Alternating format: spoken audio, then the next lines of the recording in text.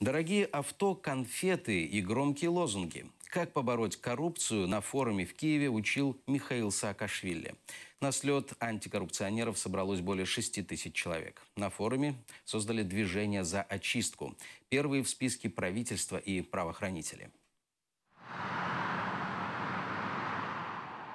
Участники форума съезжаются на дорогих автомобилях, стоянка забита, регистрация, селфи и гимн Украины.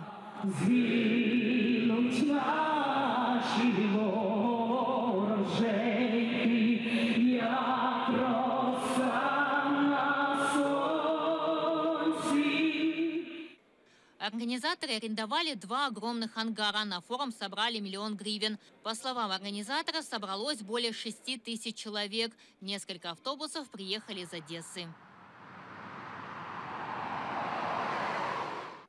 Здесь депутаты, общественные активисты и эксперты готовы помочь в борьбе с коррупцией. Поддержать земляка пришел и Давид Сакваралидзе. Форум проходил в формате круглых столов. Все меняют люди, все меняет воля народа, и законы должны быть четкими, понятными и конкретно нацеленными на результаты. На форуме и десант депутатов. Столичный антикоррупционный опыт хотят внедрить в регионах.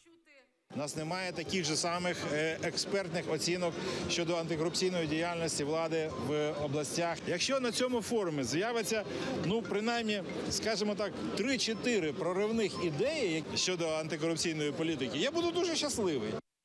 Сам Саакашвили выступил уже ближе к финалу форума. Начал на украинском, продолжил на русском. Традиционно, резких словах и оценках. Несколько дней тому назад один из олигархов в своем интервью пообещал побить меня в морду. Второй хотел разобраться по-мужски, просто он сказал, что статус не позволяет. Они не понимают одного. Никто не боится ни Сени, ни Бени.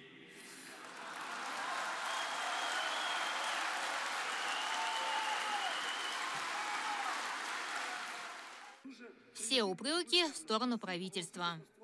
Правители и чиновники, олигархи и судьи, таможенники и налоговики, прокуроры и СБУшники. Этот список можно бесконечно продолжить.